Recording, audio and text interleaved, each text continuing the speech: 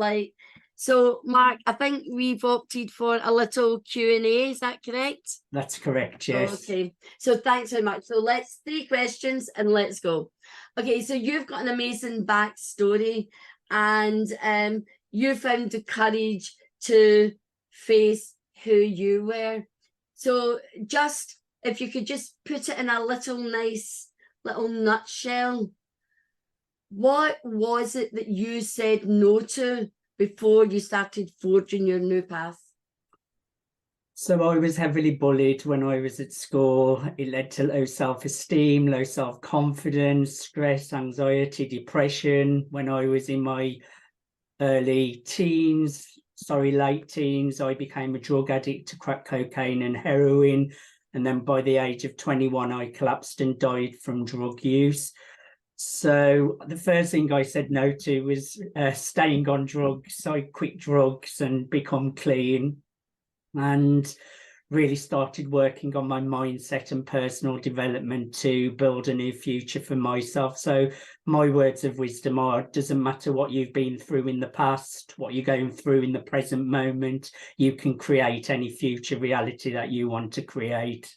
And absolutely, and that takes a really strong mind, and from coming from a place of addiction to what you do now and how you serve other people is just phenomenal.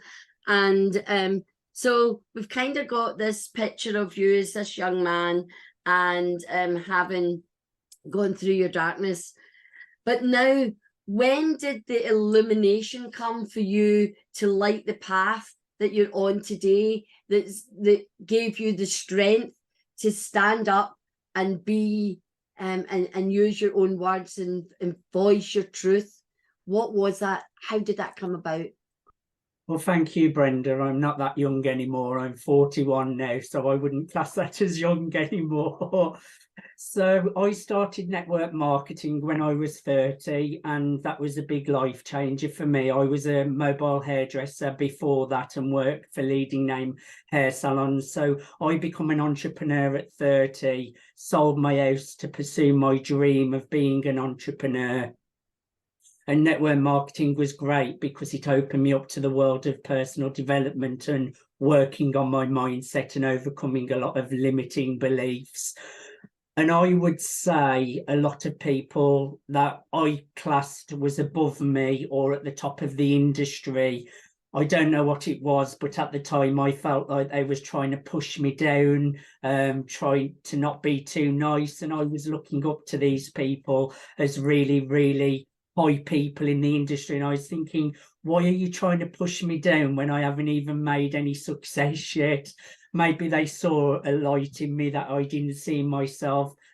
And I think that pushed me to really pursue myself and become even stronger in myself and not let other people's opinion of me affect me, and to persevere and to maybe prove to people a little bit, it doesn't matter what you say, I'm going to make it anyway.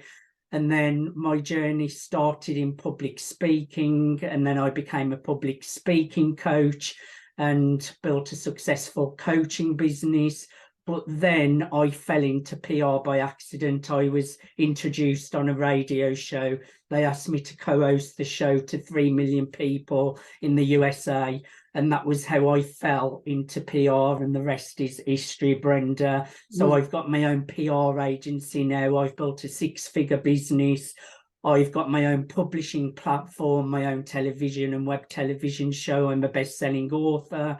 So I just like to encourage people that you really can create any future, no matter what circumstances are going on around you. Absolutely, absolutely amazing. And actually, you and Satwinder stories, there's a lot of synergy in there. When you talk about people were trying to put you down, he was in network marketing and all of that. So you two guys, if you're not already hooked up, you definitely need to be having a conversation and bringing these voices of strength together. So one last question, because I like to ask 3, you know me and the rule of 3. So what would you say to men who haven't discovered who they really are and haven't found their own voice of strength? what would you encourage them to do? I like what Dr. Kevin said about healing old wounds. I've had to do a lot of that as well. And it's not stop until you start digging, you realize how your childhood does affect you.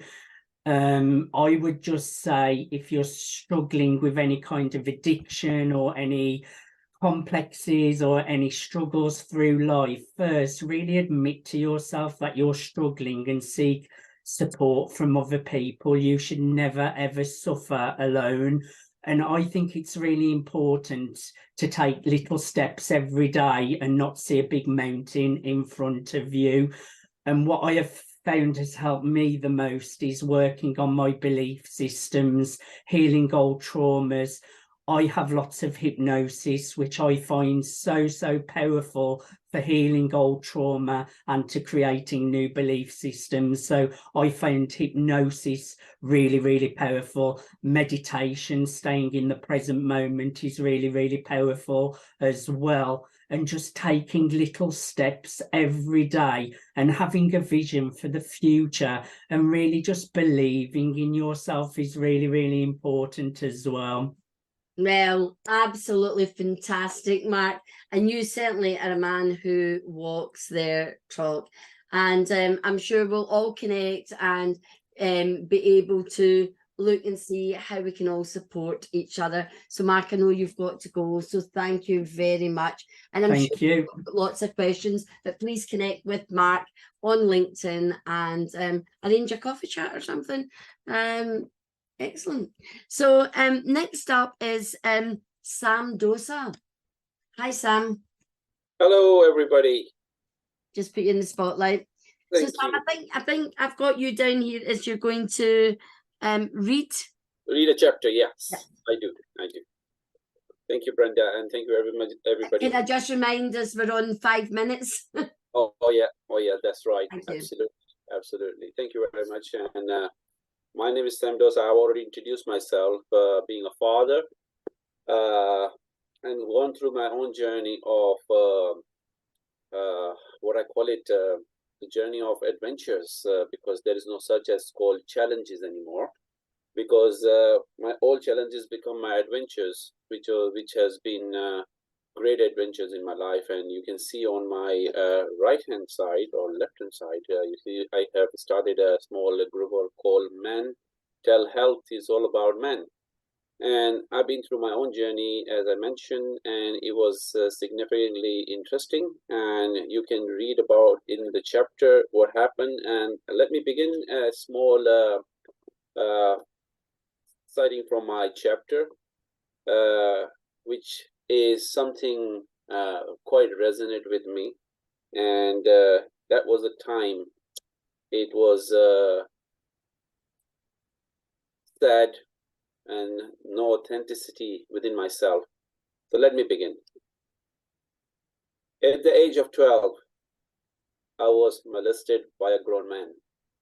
I had never spoken about this to anyone at all. This secret caused me frustration and anger and damage to my perception of the world and as a man placed in it. While growing up, I was always told to man up. And I thought until this point that by having not shared this with anyone, I had been a strong man. Inside, I had been crumbling at its memory every single time it came to me. I gradually got better. During this time, I discovered that it is possible to liberate yourself from pain. It is okay to acknowledge, accept, and understand your emotions. I also learned that being a man should not feel like being in jail.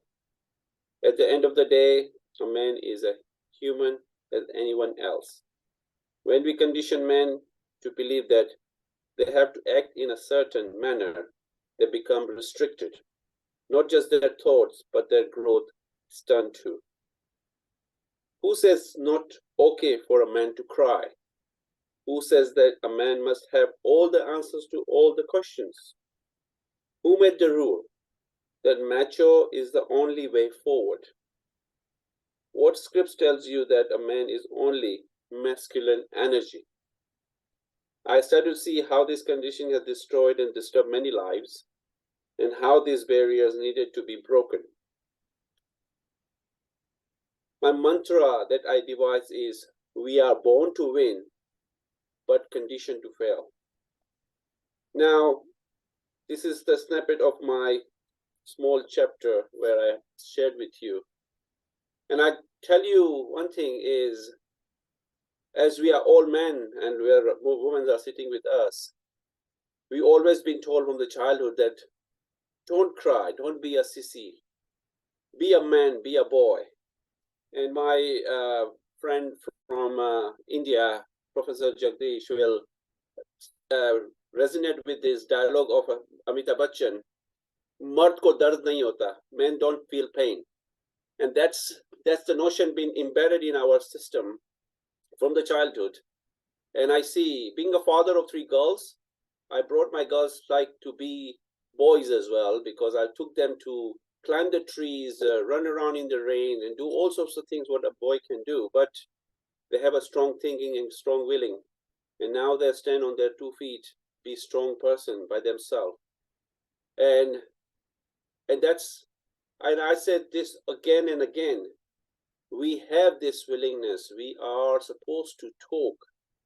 And as other speakers have mentioned about how long you're going to suppress your emotions, you need to let them flow, because if you will not let them flow, they will become a pain in your backside, and which will affect you for the rest of your life.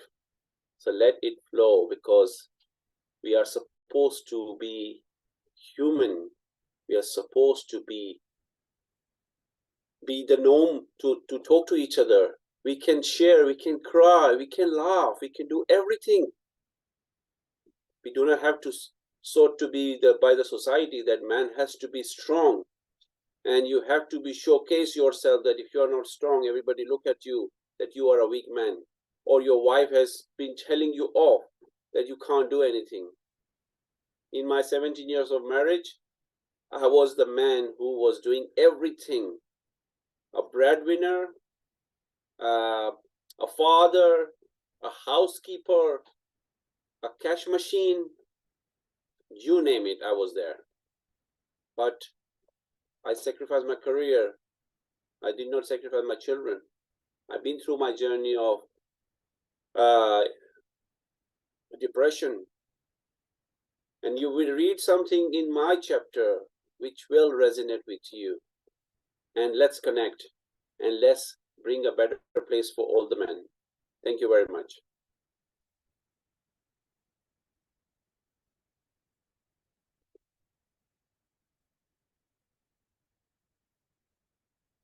Brenda, you're muted. You're muted, Brenda. I'm doing my own thing here. I'm saying you can definitely see how we are a host of brave hearts here, and the courage, the vulnerability that's been shown tonight. I'm quite teary, actually. So I'm going to move on, because we are really running out of time. And I'm going to ask Jamal Ahmed to speak next. I'm just trying to see. Oh, I think, are we doing question and answer? Jamal, yeah, you want question and answer? Okay, let's do that. Okay, put you in the spotlight. Okay, so Jamal, what can I say? I love you like I love the other 16 men in this book, but you are an incredible, incredible human being. You're a voice of strength in this book. We could not have this book without you in it. So thank you very much for being here. So, Jamal,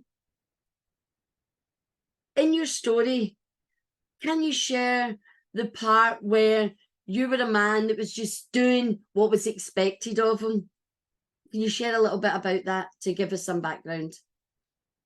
Yeah, so first of all, let me just start by saying what an inspiring evening it has been listening to some of your stories. And I was reading through some of the extracts of The Voice of Strength, and there's one particular that particularly inspires me, and I try and read it every time I'm feeling a little bit negative.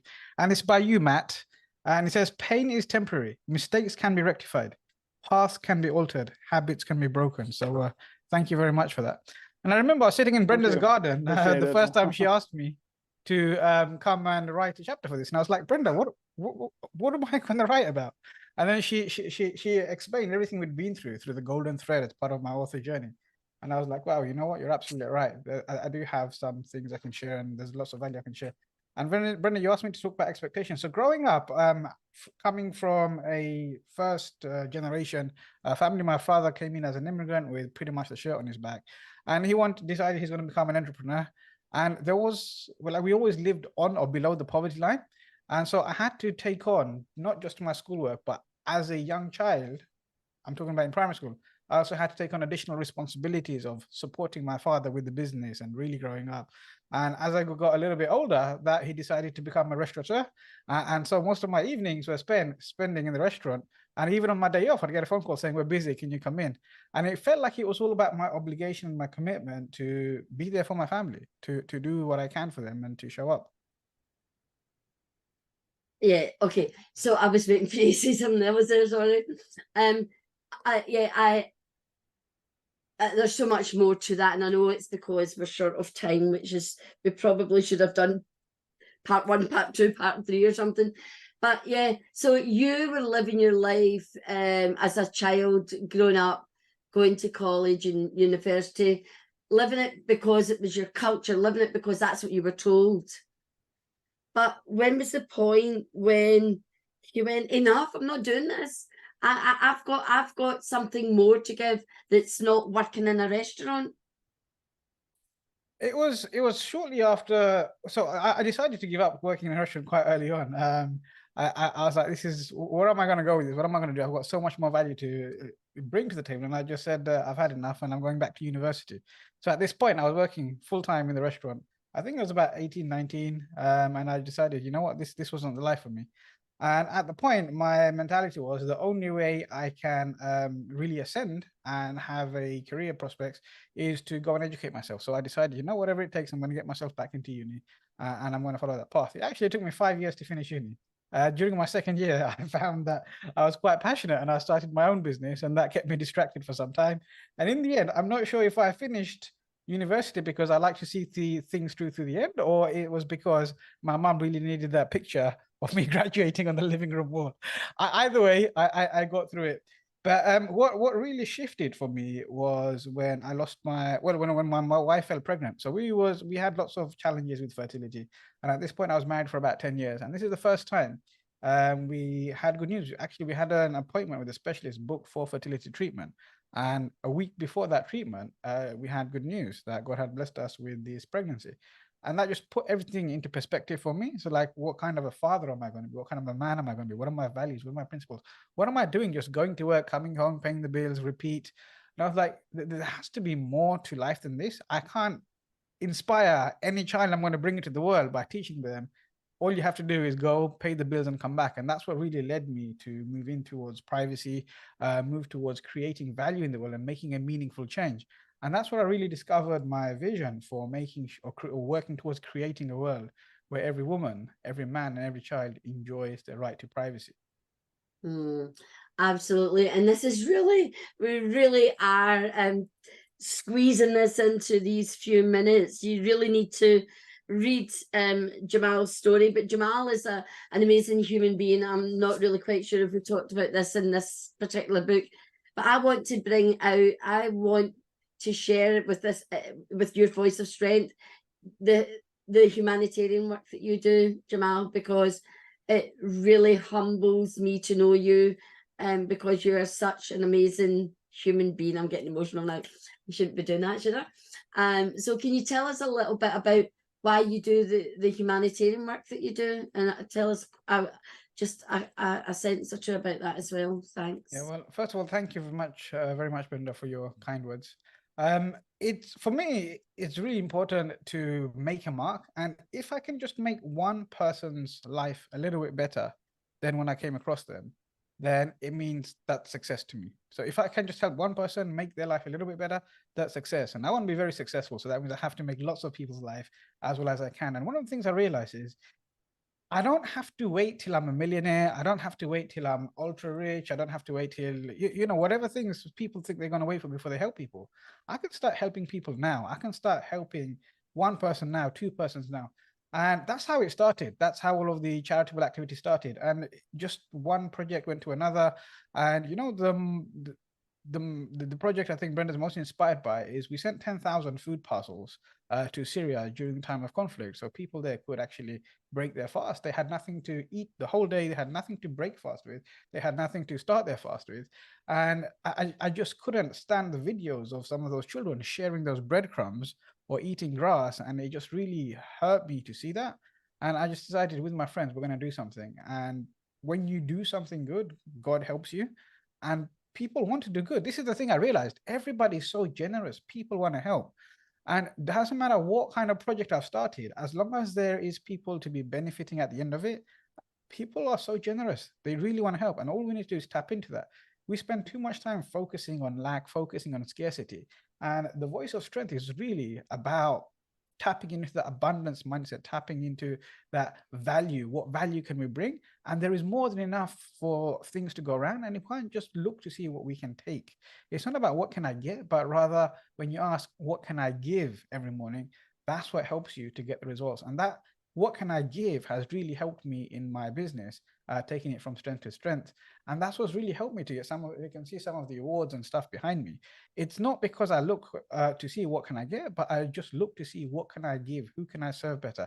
How can I make someone's life a little bit better today? And just asking that question has really helped me to achieve some amazing things. And by the way, any good you see is purely from God. I'm just here to do the grunt work for it. And I thank you, Brenda, and everyone else for the acknowledgement. Oh, Jamal, thank you so much indeed. Wow, wow, wow, wow. I've got all these ideas now, what we need to do to move forward. So we'll definitely be taking this forward. Thank you very much, Jamal. I'm going to ask Dexter to come forward now, because we're all running out of time. I'm really sorry. But you can see we're speeding up and there's still so much unsaid about how amazing all you men are. So Dexter, spotlight is for you, my darling. Thank you. My message really is what Kevin has been speaking about. It's identifying that damage, that cut, if you like, that can go so deep. My situation, as I said, was that when I was just 10, my dad died. He was only 45. And it was at a time when children, especially in England, were not allowed. Just see, my internet connection has gone unstable, so I hope you can hear me. It was at a time when kids were not allowed to go into hospital wards. And that set up a lifelong regret. Something that I looked at as a child, that was at a time, and I'm of an age where there wasn't necessarily the therapy for kids. People didn't understand how children would suffer.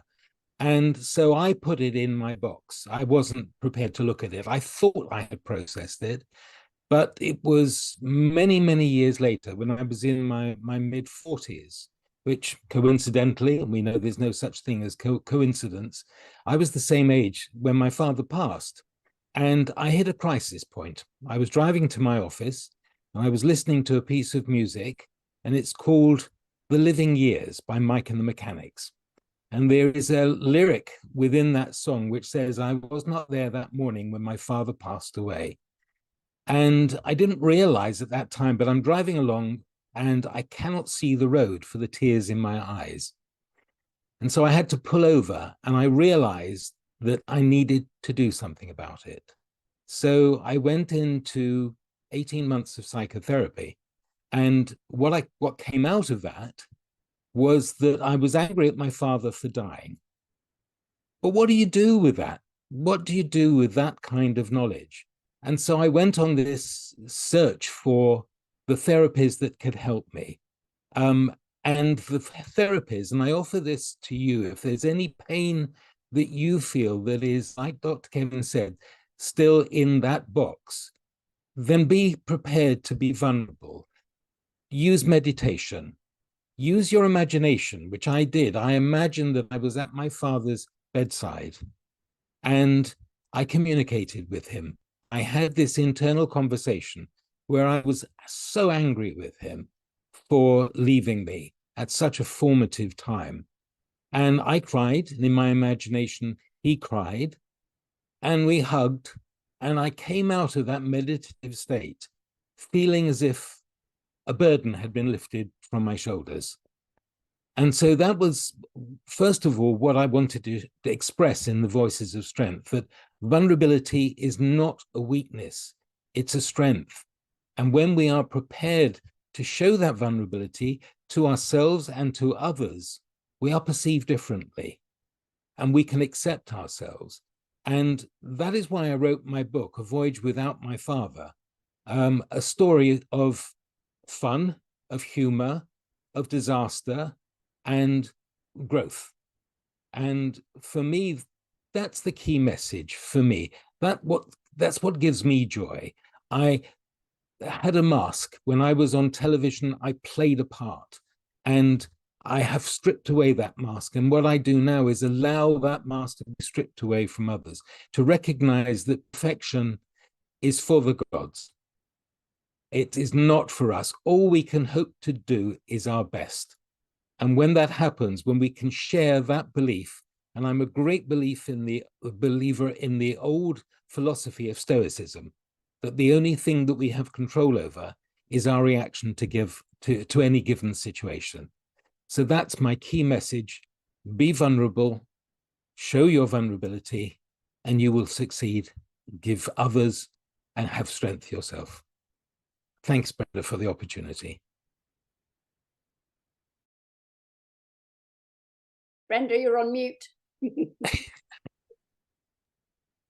think I would learn, wouldn't you? Yeah, you know, I mean, Dexter, A Voyage Without a Father, we've published that book and we've worked with Dexter.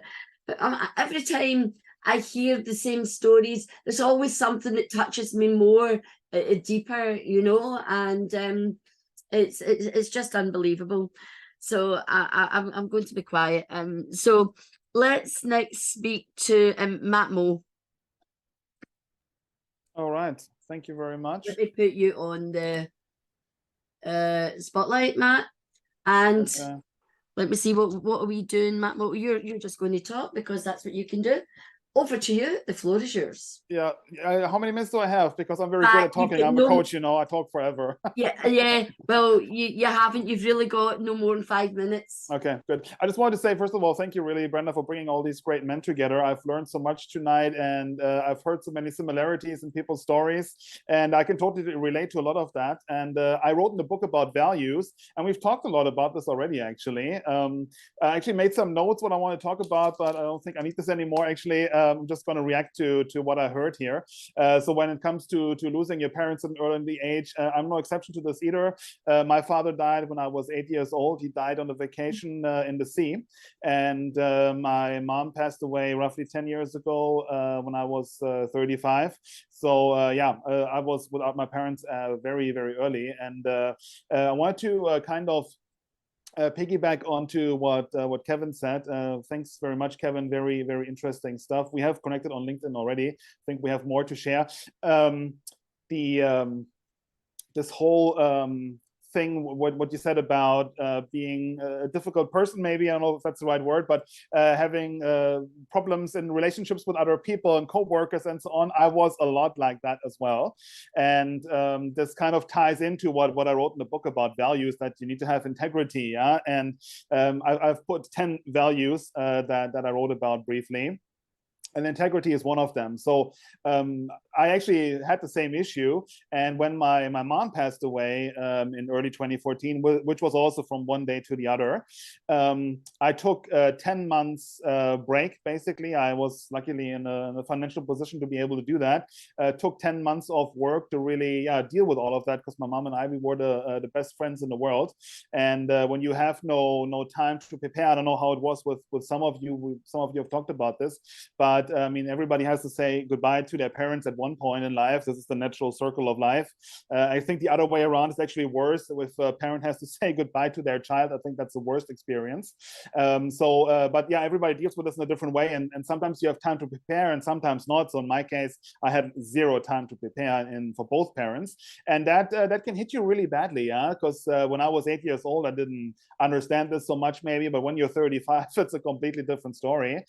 So I really needed those 10 months, and during those 10 months, I realized also that my integrity was maybe not so high, because I did have a lot of issues with other people and so on, and that was one value that I really embraced in my life, to not always look for fault in other people, but look to yourself first. So I'm a coach also. I mentor people also, and as I always like to say, if when you know, somebody doesn't understand something, I was also a business trainer for a big hotel corporation for many years. So when people you explain something to someone and they don't understand, or they still make mistakes and so on, it's not necessarily their fault, because that's what I used to think. Maybe you didn't explain it well, you know.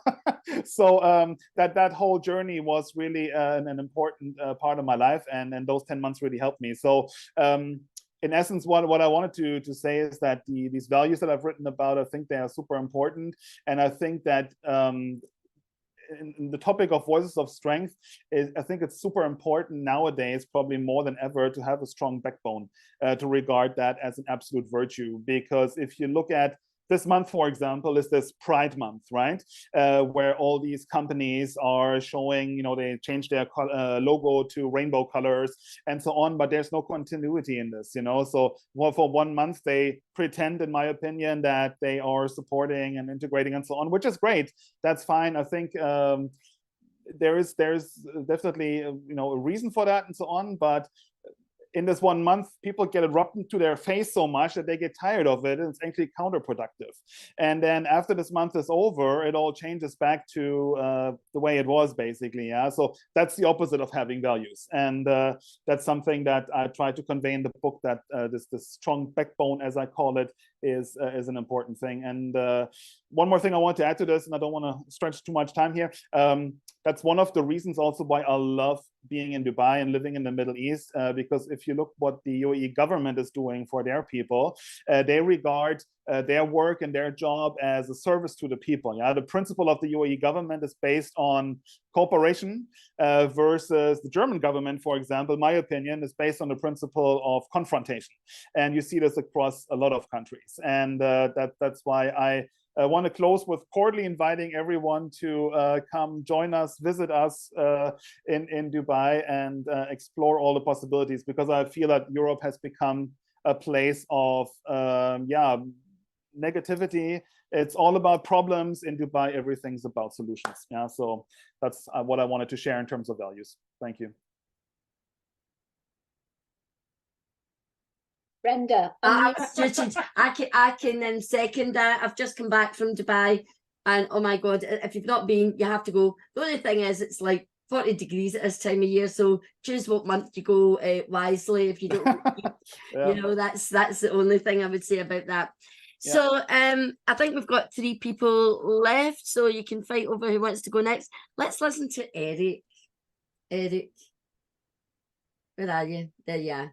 Hi, Brenda. How are you doing? Fine. Thank you for being so patient, waiting for your turn to speak. It's important that we all get our 5 minutes. We will run over maybe by 10 minutes. I apologize for that. But you can see there's so much wisdom, strength, value, humility, vulnerability, everything that Voices of Strength is all about. So, yes, Eric, you've opted for a Q&A. Are you wanting to talk, or will we do the Q&A? Let's do Q&A, please. Okay, thank you very much. So, you make me feel very calm, serene, and you've got the most beautiful, gentle way about you. But it's not always been like that. So tell us a little bit, it's the same kind of format, isn't it?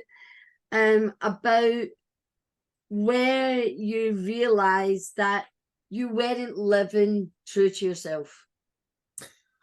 I think that's a good question. I think one has to go down to their upbringing.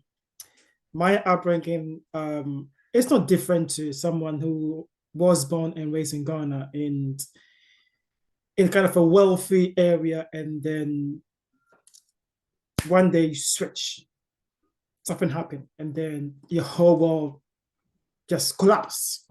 So I think that's is what I was stating. The way I was brought, I was raised, and my upbringing changed within when my mom died. And I have to raise 4 children, which was very unfortunate, but at the same time, it has made him who I am today, and even at this moment. Which I talk about on the book is to be resilient. And I mean, I've heard so much about men don't cry. Men need to do this. And I think I'm one of them. I don't cry. I'm too tough, too gentle. I think I have realized that as you grow, I'm turning 45 in the next few weeks, and you tend to say, you know what, man can cry no matter what. We can cry. We are human beings. Yeah. And you know, being a father and things like that, does that help you tap into that emotion? I think I don't know who said this. When you become a parent, your life changes. I think it was Jamal. Your life changes with regards to how you want to raise your children and the values that come with it. And I think for me, being a parent, you got to understand that I was different and they're different. They live in a different system and I was in a different system. So I've got to accept and respect their system. I was born and raised here. So I think that has changed my perspective in life to be aligned with them and to give them the platform. I had a platform, but they are more onto that different platform. So I think it has made me who I am right now. I mean, I still have my old box, which I think I haven't opened yet. I heard that story. It's still there. I think I'll open at some point. But I think right now I need to embrace the children, my kids, and also accept them. So I think it has made me who I am. It has changed me, my perspective in life, and also how to support them compared to how I was raised. I wasn't given support because I was raising children. A child raising child, which is different than a parent raising a child. Yeah, it's you know, when I've spoke to you about your chapter and Voice of Strength and learning more about you, and actually I hope this is okay to say this to you, but you know me, I'm raw and real and I'm Scottish and I just say it, but I see a difference in you from when we first chatted, particularly with that question, because that we talked about that at length, and it is such a joy to see you embrace that vulnerability. And I love Kevin talked about the waffle in the box, and that's, you know, it's a bit like the Pandora's box, isn't it? And I think that's resonated a lot with all of us here tonight. We have got things that we've buried and we're not facing, you know, and even if we think we've healed, healing just goes on and on because it's been so ingrained within us, you know. So I thank you for that. So in terms of moving forward, Eric, with your work and what you're doing, how are you going to use your voice of strength and the platforms that you've got to create the change in other men? That's another one. So I said this in the book that in Ghana, there's a poem that a little drop of water makes a mighty ocean. And over the years, I have come up with my own philosophy as to change myself, change with me, change someone, and change the world. And that means if I can change my life and my situation, how I was brought in, I could impact someone to support and advise them. I'm a coach, I'm a speaker, I'm a father, I'm a husband, I'm a human being, I'm a man. I'm a voice of change. So if I can transcend that to the next generation, that means the ocean grows, the ocean expands. So that means the next generation, my children's children will take that initiative. So I think that is what I'm taking out, to have the change to myself, my lifestyle, and then transfer that to my children. That's just the way I'm living my life right now. Oh, Eric, thank you very much indeed. Absolutely beautiful. And yeah, the conversation is going to be continuing for sure. So thank you very much for this evening, Eric. Thank you for your presence. Thank you. Thank you, Brenda, for having us. Amazing. Welcome. So I think we've got, am I right? I think George has had to leave. Colin obviously got waylaid with his previous appointment.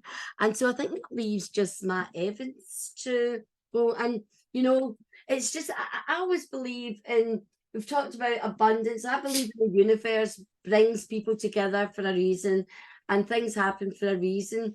And Matt, just before, we're going to play a video. This is so vulnerable. Like when I met Matt, I was like blown away by him, you know. And do you want to say anything first? No, Matt? I think let's do the video.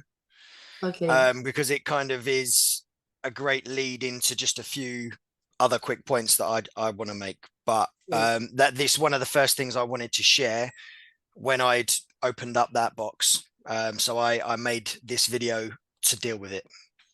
Okay, so bear with me while we get so I can make sure that I can share this. Hold on, so let's go to Zoom, let's go to share, and please shout at me if you can see this or not see it.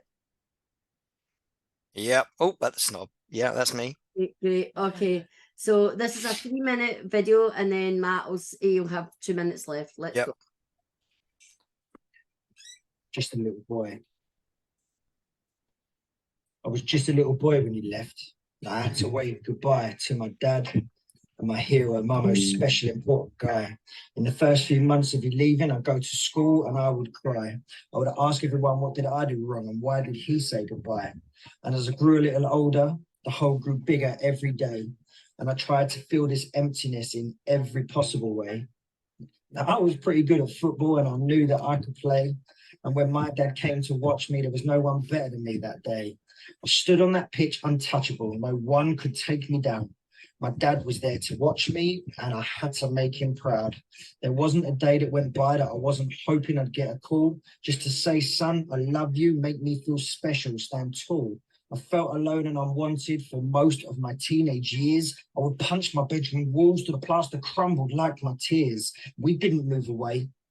In that, we had no choice. But if we didn't come and see you, then we wouldn't see you and the boys. I spent my life questioning all the decisions that you made. I've questioned and I've questioned and I've driven myself insane. See, you're the one person I never wanted to be. And I'm more like you than anyone. And that has caused deep pain in me. Your one job was to guide me through all of my life. And yet you haven't really been there, Dad, and it hasn't been that nice. I'm surprised you didn't embrace your kids after the life you had to endure. You should have learned your lessons and given us everything and more. I tell my kids I love them every single day. I will never let them down. I'll be there any time of day. Whatever mistakes they make, and if they crumble and fall, I will be there to pick them up, make strong and stand tall. Dad, I told you my one big life secret. I'd throw my life down the drain. You said, don't worry, son, I'll be there. And I never heard from you again. You buried your head in the sand when I needed you the most. I reached out and asked for your help and you were not there, not even close. There were some good times, memories I keep close to my chest. Our drunken nights and karaoke, man, they were the best. When I got up to sing, you'd stand up real strong and proud. And you'd say, yeah, that's my boy, real strong and loud. The truth is, I'm responsible for all the decisions I made. But I followed in your footsteps and I've been a broken mess since that day. I'm still that little boy in many ways, desperate for my dad's embrace. Tell me, son, it will be okay and wipe these tears from my face. You showed me your true colours in times of desperate need. You let me crumble and that has pained me. But I dug deep and I got out of this mess on my own. I've got a beautiful baby and girlfriend, Dad, that you will never know. I wish you peace and happiness and I'd never wish you harm.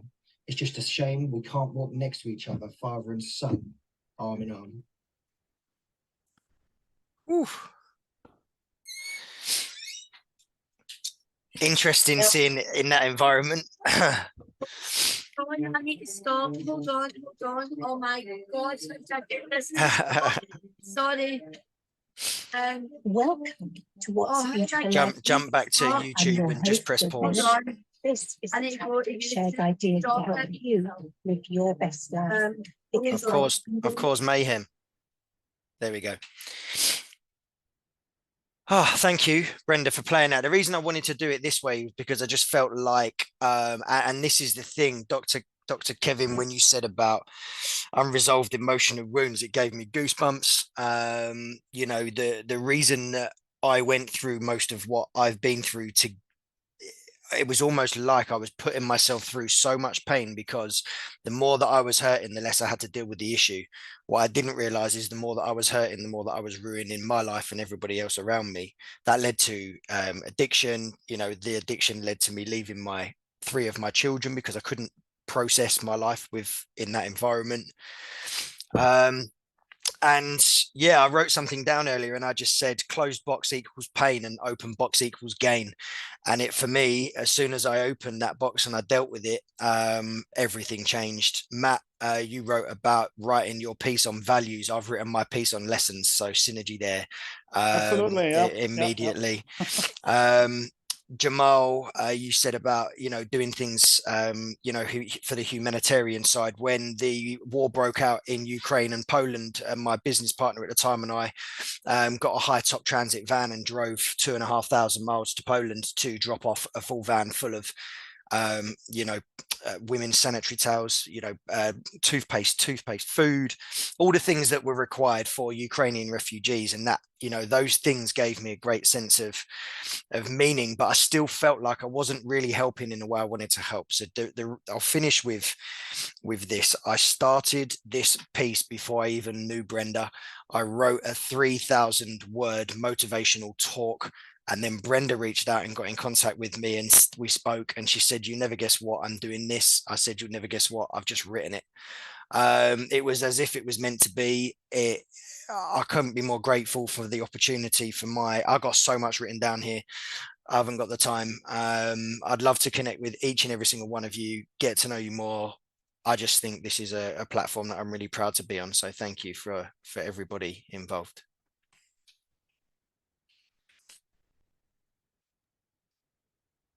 What did I say at the start of the evening? Wow, wow, wow. Any one of you could have been first and any one of you could have been last. But I have no words. I want to thank you from the bottom of my, this is recorded, my goodness. Compose yourself, women. I want to thank you all from the bottom of my heart, with every bit of humanity and humility that's in me. And this isn't the end of Voices of Strength. My head is going crazy tonight. We are going to do more. We need to take these stories, these lessons, these words. The world, not just people in the UK, the world needs to hear your story. The world needs to see, hear, and feel you. The passion, the vulnerability, the wisdom, the lessons. And I am your biggest cheerleader. If you need anything, you just call my name and I'll be there. And I want to thank you. We have ran over, but you see, we could have probably gone on for a whole day. And that's given me lots of ideas. So watch out. Lots more to come for the Voices of Strength. And you're the pioneers. You're the trailblazers for the men who really have to say no to the status quo, find their power, find their light, and be that trailblazer for others too. So thank you very much, everybody. And it's just been absolutely amazing what has been revealed here tonight. The world needs to hear. Sit up, listen, take note, and let's make the action in this world be filled with love, because that's what we need right now.